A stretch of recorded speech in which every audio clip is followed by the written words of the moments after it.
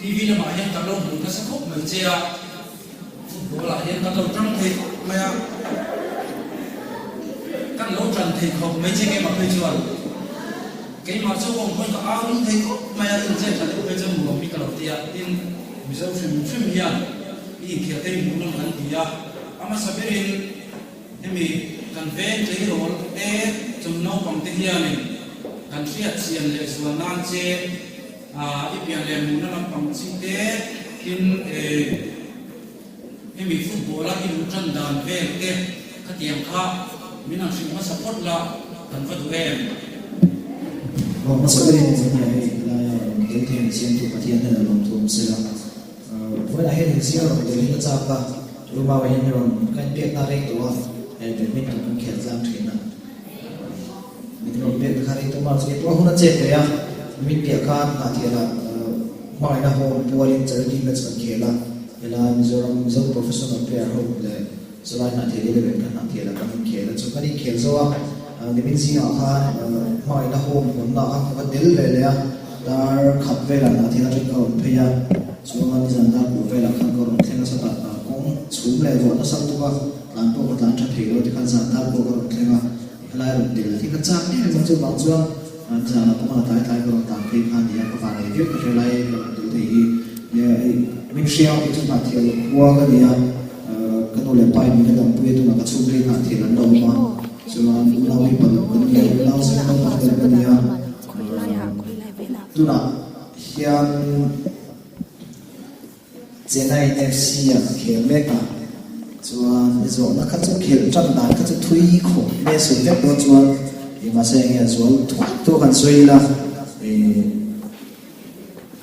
cái tiền vay của khéo nó sang năm bao nhiêu thì hồi mua làm cái gì khác school về là thì có khéo nó sẽ chuyển nào thì khác cái khéo xong mà school cho là thế bộ Sunday rainy thì đến school cho cái này chúng ta hiện cho nên khéo đi lên tụi nó có ai chuyển nào thì mà cho con lai mà các chú anh football giờ nó đây lòng lo tụi nó yang bên mà đi khéo khác các khéo về tụi giờ là team thì cái xem mà cái máy ai uống dọc thì cái team mà khéo là thì các khéo nên rainy là thế tiếng phát thì cái enjoy à real lâu thì cái enjoy thì anh khéo nên sẽ chuyển cho anh mà chúng ta tiếng khai thì cần hôn nó liền chúng ta tiếng approach chúng ta lấy khai giữa tụi nó bên dia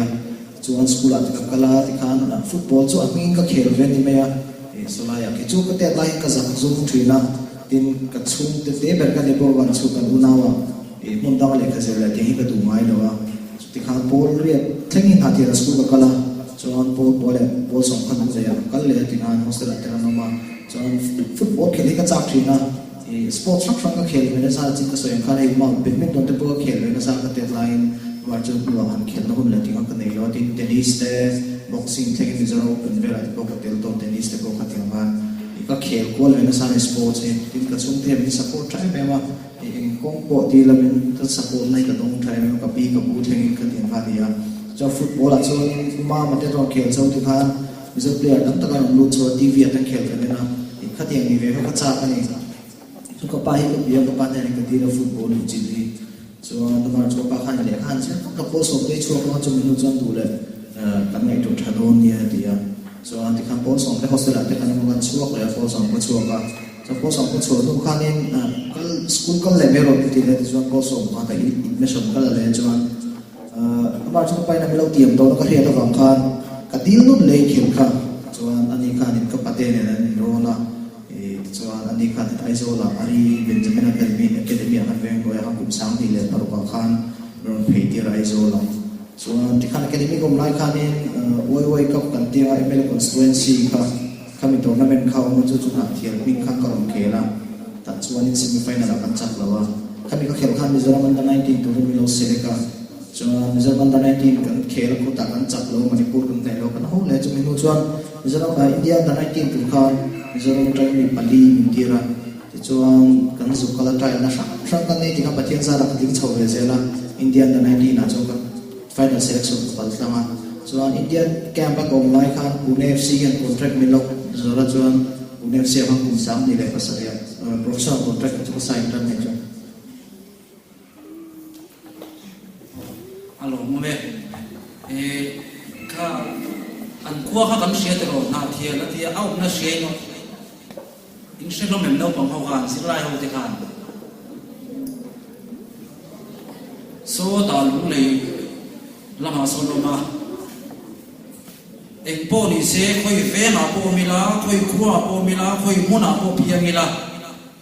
kan pian le mu na kanom na ai chuan helaya kan mindset hi poi boni ti ka hria tu na nia thil hi kan tum chuan koma oma chu ta chuan kan tum kan ko la ka so thei tu ra ke mani kan in huwa sai kha tha ai zo la piang khen ai lo thitlang a po mila thitlang a po sei lian ila kan tum ro phot chuan ding po kan ti thei ani po ti khan chu ani khel tu ta chuan khola ya te ti khan tla ya te khel ve mai me ya ka te ma ro khel chho kha nia tu na chuanin kan ria he ta Mizoram footballer phei chuanin a top tak tak ne India po top tak tak ania Hollywood star Abhishek Bachchan ate poina ang golden boy ti an soi kha ni ta ama hi tu ni ti kha sia tu na nia eta alam dan ang mai me hin lowa phai na ma pe chuan vai ho bon je ti ti dio chu ti ko pala chu ni chu ti ko chuan nam ni ko in ti thei pe kha si bola a thla me chuan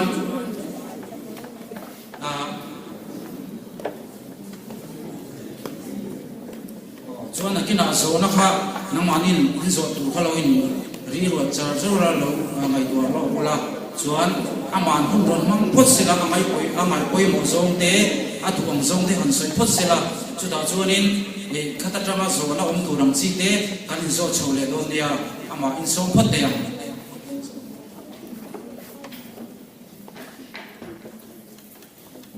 wa interview han ti de thuak mana ta ro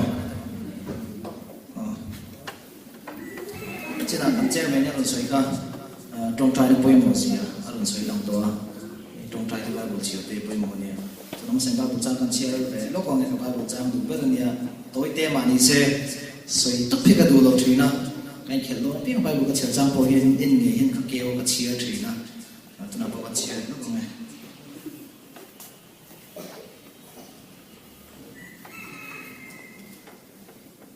Samsung thum pasari chama khania yom dan dur chulot pa chuma la ma churim la ma na tv kam ti khania apoi mo khop he chama hian ka in nat ve tak zela ke po he tin mani phak to kin tong trai ne bible chi na te lam ti ve na sa thina ti ma po hian in enge khula ya chuan in vai na mo kan dia ring lo mi te singa tin sunday ate khel chang le ro ma in khom mi li contract to chuan in khom te kha te men jem chu ti nga chuan enge nun ro chang hi tam ve thing ki mani apo chu ti apo chobin pui tu version chu tong trai ne bible chi mani fa la hun mani nia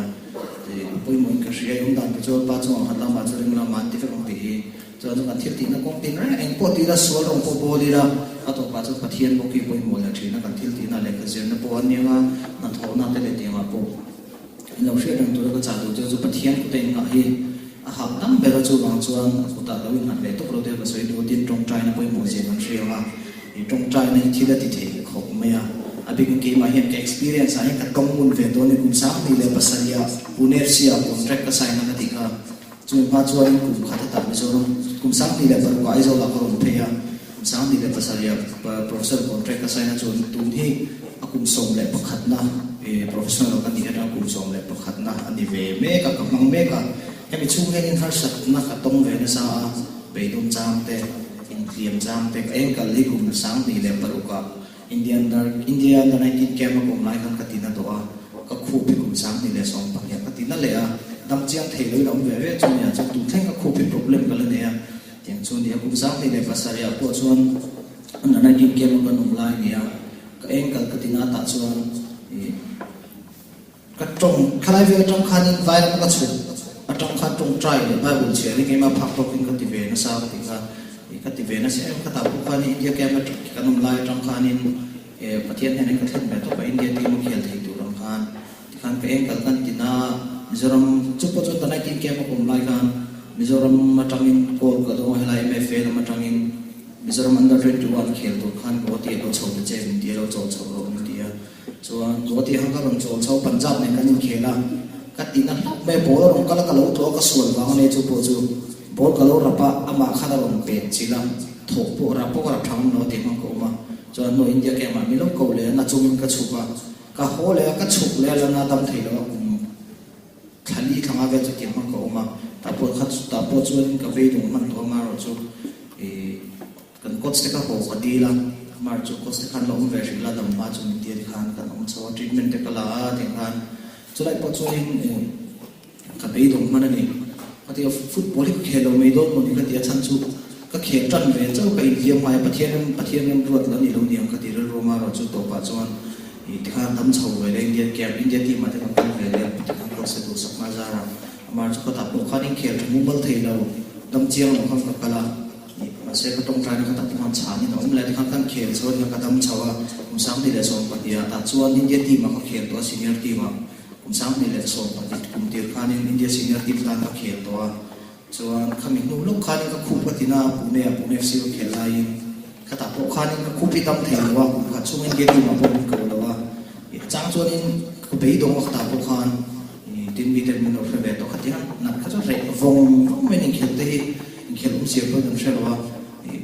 ta po khan to pa chuanin ka nge ei ma na be ka chu pathian ni le reng tiam chang te po khan be non chang te ko ma to pa chu tong tai le ba lu chi ka kan chok tu khan ni le thina chu wan chuanin ISL kan chei lok ma ISL tong tai poi mo sia ka sei zen ni chu i pu chang ni le so pa thu ma ISL India Super League ka ong tana so khabe tu khanin mahun bagana tong khan Chennai FC khan ni le chu ka lom khan chuan mahun bagan nak khel lai khan Kolkata League kan khel East Bengal ne ka khu ka ti na chu po chuan ka khu na sa kharon na chuak le chuan Chennai ho khan mi ko to sia ke makal turin an mani training join turin ka chu pa ka dam thei lo wa ISL tan da du tha kha lo ma coach ten ron thlenga mi da ji thau te player ni min sang dian tak tak le tin India ma player thang la khom khan ya khati ma kha chuan na chu pe ka chuan khel na chance khom lo to ro khan ya so game ten han tan kala ka training ka join pe thei silo chi ma kala kal train chuan kar khat velity match mind kar khat vel an ne ya so lo ke ISL tan ma khan ISL lo do khati ka pathian ne ka di la tu na ISL lo tu ra hian Indian player a khel thapon min ni ti ram che ka ti khan zan tin ka tong traya ti khan ti chho ka pe dong khari lo ka choni ka lau thong de wa khati ma ti ra tan ka tan nan dong si lo ka ti ma ra chu ka tong trai ka ring ka chu tong trai ka ring thi na ma ra chu bi pe la ma ka pe ka thok rim bo ka khati khan ke na chung khan in ji ma the to pen ka tia ki ma phak to kin ka tong trai bo ka so na ISL tan da tu tha kha lo ma kan first match ka goa kan khel lo ma so Bangalore kan ke ma chu ta chuan kan coach the na khan ka kal velo turin ka dil tir ka physical trainer ka chuan ka tiak tir ma ro chu team zong ka kan vai goa khan in kal tu na dia first match khel tu khan an te kan chu pa la goa chuan ni alo ma tre match khel na chuan chu ta po chuan in kala ti thei lo gym ka kala swimming kala dia gym le swimming kan ka ti thei khan ni me ya ground na ka thian te kala join be thei lo wa chuan goa chuan kan kala ni training hu ma om sia chuan in kan khel do dia amani ni khatlom ni lo ma te kan zina chuan training na hun te kan ne ya kan khel mani hian in kan pa khel na tur stadium ma khan in practice na hun te kan nei ve thina chuan goa kan theng kha ani ni na ni chu ni khadat ni lo ni chu ni khat na kan training kan kala kan physical trainer hian in win chui tan be chin lo ni min dia amma thla khat chung kan voi khat ma po ka tan lawa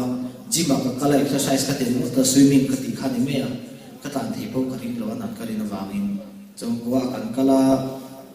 tanam che min dia si la hian toi te te hi kan ti ra ka tan na mi lawa chuan ti khan kon kharem se la ti khan sang sang khan tan kan dam dai dam chi kha da ti khan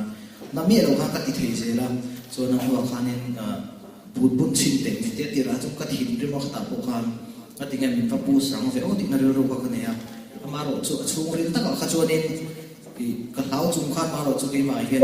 chiang sa hi um ka ria pathian in ka tong ta na chang do ni ti na ro ka ya so bo bu chu ka puna ti khan ka thian pe training ji ma khan an to a hian an khel thina tak ni ji am tel ve ro mi dia minute ka chung ve ni ka tel ve so ti khan in training a zawa na mi lo khan ma chu tu ka khan in i main stadium ma khan practice na hun kan nei do na so ta khan in coach khan na physical trainer ko khan bo looking na tu chu atir training join me do ni mi ti atira po kala thin ri ma khata po khan ka khu confidence alo ang silo ti ni khati ka khel the yang ka ti ma ro chu thu ko ye ti khan ka kala training chu ka join na training chu ti khan thata kit ka ti the chuan ka ti ma hian in player he som thum le panga te kan ma chuan ทีมาเป็นชัดชุดตัวชุดทีมีส่งประเด็นทั้งชัวร์ส่งประเด็นตรงข้านี่ first level นักเขียนตัวมีส่งพัฒน์ทั้งอย่างที่นักเขียนข้านี่มีส่งทุ่งปากซีมาส่งประเด็นลันปกหารันทีมาลงตัวข้าอีเทรนขัดมาได้เอาเทรนนิ่งตัวขัดเขียนข้านี่เกี่ยนี่นี่ทั้งหมดเทรนนิ่งก็จอยนะจูโปนี่ขัดเล่นจันเวแล้วนี่จูเทรนนิ่งก็จอยนักกันจนทีมมีทีมกันเนี่ยกันเขียนตัวนี้ทีมพวงมีส่งทุ่งปากซีมาตรงจนมีส่งประเด็นขัดทั้งชัวร์ส่วนตัวปัญเชียร์ท่ามิงค่าเชียร์ท่าโคชขันเชียร์ท่าเชียร์ตัวกับมิงค่าเราหมักข้าก็ติดขบไม่อะเดี๋ยวเราพวกเขาโทรมาขัดมาหันเขียนต้องก็เทรนเต้น practice ท่าตักเพลย์ท่าตักอันเต้นซีโร่มีกับกีมามินทันเสียบลุกข้ามักก็ติดเรื่องที่น่าสนพวกที่กีมามินท่ารุ่งที่กีมาเทรนเต้นละมาคันส่วนนี้เขียนตัวริมกันกันละกันนี้เขียนแล้วไม่ได้สมสารที่นี่ตัวตาส่วนนี้ตัวนี้กันละจักรนี่สมสารปังอานานี่ก็เสียดายกันก็เชียร์ก็ว่ามาโปรโมทเดี๋ยวเป็นสักทุกข์อาทิตย์ละข้าจงก็โอ้ยแล้วว่าจนมาใช้เป็นที่นู่นเลยก็เชียร์ที่ทำที่เราเชียร์แล้วไปโปรโมทเดี๋ยวจนก็เพลย์ก็ไอ้ด้านนั้นส่วนนี้ confidence เป็นเป๊ะกับทุกโมวักที่ไม่ดูตัวเราก็ง่ายจนที่ขันกับฟักกะละวัวขันเรื่องเด็กขันไม่รู้เราเลยมันสอนเป็นชะตาขันไม่รู้ก็วันนี้เด็กขันแต่พอจนก็โอ้ยเจี๊ยเราเพลย์เราไม่ได้จนก็เพลย์แต่จนก็ฟักเขียนละลูกเดียวมาละจนก็ฟักเขียนละรีฟักเราไม่สบายเป็นก็ฟักเขียนละแต่จนตั้งไอ้ตั้งก็เขียนละที่กันจนอันหัวกันนี่หมดเลยมาพวกข้าเนี่ยเราเวกิมา performance กันอะไรเป็นการจนเราเรื่องจะมีที่มาจน next match กันเขียนละ next match กันเขียนข้าไม่ดูเดียวเราตัวนะแต่พอจนวันนี้ไม่ที่เวสีก็เตรียมเขียนที่เราก็เตรียมที่ข้าเราวิ่งไปกันจนนั้นตัวอะไรเป็นการมุ่งไปซิตี้เนี่ยกันเขียนตรงนั้นแต่จน first level นะข้ามินดัตตาก็วันนี้ประเทศจาระเป็นโกลเลยมาเราไปขัดนัดจังอินที่ข้าดีกับข้าเขียนชาวจังจังตา continue ของข้าจนนั้นต่อไปจนนี้กันเขียนจนที่การสิบไฟนั่นแหละกันจับแล้วว่าเจนัยก็ไม่ถูกวันจนอินเดียเพลย์ตัวไฟฟังชันซิงอ่ะข้านี่ก็หลังเวลเดียร์ข้าว่าต่อไปจนนี้อีกข้าไม่ถูกตัวข้านี่มาก็สวยตรงใจนะอาทิตย์ละประเทศเนี่ยนะข้ากันดีกันดีกัน players บ้างไอ้จนนี้ขัดเล็ก training of art เขียวข้าข้าเที่ยวอะไรนี่ที่นั่นขัดเวทกัน training เราจวน fitness ถูกจ้างอ่ะพวก problem ของเที่ยวมาเสกจุดนี้ขัดเนี่ยจันเวท training ข้านี่เป็นสักเขียวข้าแล้วนี่อันเที่ยวเราไม่บ้างไอ้ก็ที่ตั้งเอามันดีเราเขาจวนขัดอย่างที่ก็เที่ยวแล้วมาจูนะครับประเทศนี้ที่เราที่เที่ยวของไม่อะส่วนจนตรงใจนะขนาดนี้พวกขนาดกิน exam โดนอ่ะแต่พวกดีรู้ประเทศเนี่ยที่เราคงทำสมาร์ทพวกมาจูเขามีคดีลดเราคันโถริมเวทีไงเนี่ยเขาเสียปีแต่พวกมาโถริมจวนเนี่ยตัวปัจจุบันประเทศเราจูกันโถริมกันเวจวนตัวปัจจุบันที่น้องเทรนที่เขาสวยเลยดูพวกเขาจวนเองที่เนี่ยส่งนะครับอินเดียยังตัวน้องมาดีเรามาจำคันในบ่ส่งเจ้าตัวรอแล้วสวยตุ้ยเลยดูตัวทรีนะอินส่งนะครับดูตัวส่งเทียเชียร์ตัวเรื่องบอลปุ่นทรีนเตะเองบอลนี่เป็ดทรีนที่จะมาเชียร์ส่งแฟกตัวรอมาเจนเป็นกันเตียงอ่ะน้องมาเนี่ยมันรู้อะไรเห็นยังมันสักอะไรกับกัลวอลเป็นสักอะไรว่าเพย์ส่วนนี้เวทีตั้มเวียน้องมานี่กูมันว่าที่ไปมาสู้แล้วมันรู้ที่ที่จุดจ้างพอตุนได้อะหัวเดี๋ยวเราก็จะกันนะเสียที่สู้แล้วมันกูฟ้าที่สวนละกันง่ายตัวเราที่ชัดมิสวาจนไม่เสียแต่กูฟ้าที่นิเวศตัวเราเชียนก้มหน้าที่กันมาอันนิเวศตัวเรากันง่ายคนไรกันก็เลยอันลุยเส้นตัวทั้งหมดเลยมันได้แต่พออ่ะมวยเราเนี่ยทีวีเราเพย์จนอาจารย์ท่าเวดูที่มันจำเฮียนใจโพลกันนั่นนะตัวนั้นใจโพลแต่พอทีวีใจกันนั่นอัดเห็นให้ฮัสเซนนั่นตัวละที่มวยมีเราเนี่ยให้ไฟเรามากันว่าไฟบุหรี่กันว่าว่าให้ไม่ได้จวนนี้สาดามวยเด็ดเดียวกูว่าเดี๋ยวจุกันไหนด้านที่ทำที่เจนี่คริสเตียนนั่นเดียวง่ายเราเพื่อนเดียวนี้ก็เทียบกับประคันมิงจะสวยเลยเชโรนะไว้ขัดเอร์พอร์ตกี่มา experience เนี่ยเราจะก็เทียบเด่นดีอ่ะอินเคียร์ตัวนั้นสินะเอร์พอร์ตอันนี้ว่าอันนี้เบียจวนอันตัวอันเทียบแต่ขันนั้นโซ่กับเนี่ยเดียนเดียกัน gospel singer นี่อินเดียอันนี้ก็ริ่งเทลว่าเทียมขัดเทียมเมคอัพเบ็ดขัดเทียมเป็นขัดเมคอัพจริงๆมันเทียมเดียอีกขัดเทียมขัดกันโป้เรานั่นแต่ละจังเทียนมีเฮียนเราคิดเลยเทตุไลอ่ะอันนี้ก็เราเทียมว่าที่นี่ตัวเราว่าคริสเตียนกันนี่จวนนี่มีเราหัวนั่นจังเลยขัดเทียมกันนี่กันนี่ที่เทียมเลยง่ายในรูปเลยมองที่จุดจ้างอาจจะพอช่วยที่เราจะพอเดียวน้องมันนี่กูมองรถปุ๋ยปุ๋ยหมอกเข้าไปน้องมันนี่ยังรถกันอีกหลายคันนี่ไม่เสียที่การขัดเวลก็สุดเลยตัวซูโปกันนี่นะก็อุติก็สุดที่นั่นเล่นชวนน่าจะเฮียนี่อีกก็เดี๋ยวเราต้องก็สุดที่เฮียเล่นชวนพัลเราที่นั่นอันไม่เสียสุดที่เฮียนี่ก็สวยเสียแล้วไปจุดข้าวเราทำอินโฟที่เรียนเจ็บที่นั่นสวยงามเราที่นั่นก็เตรียมขันนี่อามาจุดวันนี้ประเทศจะรับสวยก็ก็ที่เรียนมันเราซูโปกันเตะเราชวนที่นั่นก็อินเวที ya ma ro chat khan kat ke chu pol sari ka ni chawa ti khan han soi lo pila pol sari ka ti vel chaw khan lel te amat lem lai wang lai ni ti vel la tak ma han lel te la ra an cover an man thin thalak ni pui pen long da thin ka khati han kan mu tamadia i khati ha khan voi khat chu jaram 11 le professional team mang khan chu jaram player da khel chu kho e kham in khel kha ala mu la he no ma kham mi lel te cover an mo khan lo tar ni chu cho khata khanin ka khum bulen ka tar thina khati an thalak in pui kha chek thaka khum bulen ka tar thina e an ni ji ma tel le ka cha khani ka tel khan pol sa ni ka ji chok ko khan re lu chu ma chu le ka kha poi mo wa ka tak tak the lo ma chu ka la di ve yang ti na re lu ka ne khami an ma diam tum ve le ma diam ni kha kalai ji ma thalak ji ma tel ve kha chu wang chu khalai pol sa ri ka ni chok kha chu zu ga in ka ti chu amara chu ka tum ve to kha ti ni kha khami ka ni tum fa khanin khami zu le ti ka thado lo ti ka he da fa min be ji te po ka mi le ve ka ti kha chu wang chu ni nong ni po tu na in tu na khalai hu na ka lo ti zo tai la chu tu na te he ni dum din mo ni ka theng thei do lo la rang zu le mo roi te thil thang khan lo ti la chu wang chu ni ka thil tu ma kha chiang kha min dal thei chi ka chu pe chu khalai a po khanin har sa de ma ni se ka pai tha zel me ni sa chu tu na po nong ni po tu mi tu hu na he ni me ji zu te po no ma ku ve le kha te te po ni